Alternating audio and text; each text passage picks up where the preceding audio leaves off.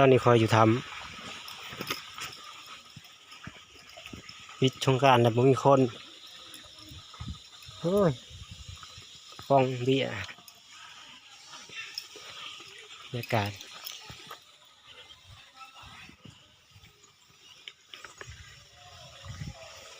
ตะโกงใหม่เย็น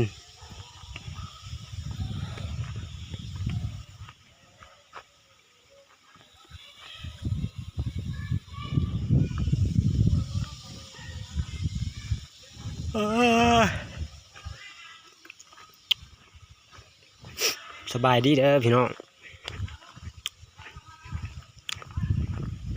ใกล้มากเลยมาแว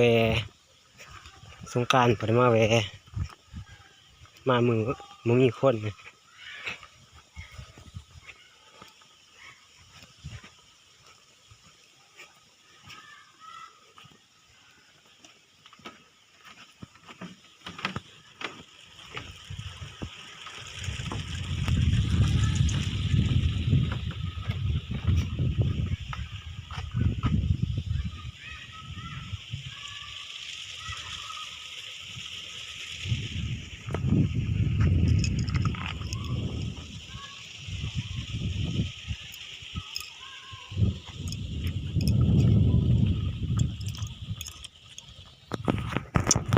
รับคลิปนี้กับบุ้มียังละพี่น้อง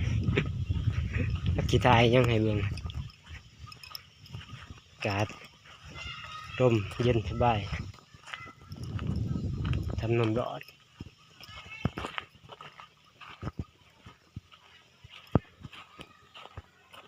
ยางรอลิ้น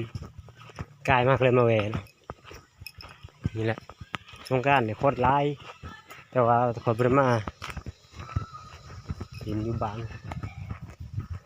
ก็เก็บตูนนี่น้องสะหุ่นขึ้นไปทางเทิงหุ่นจะมีท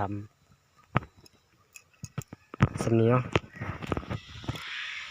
บ๊ายบาย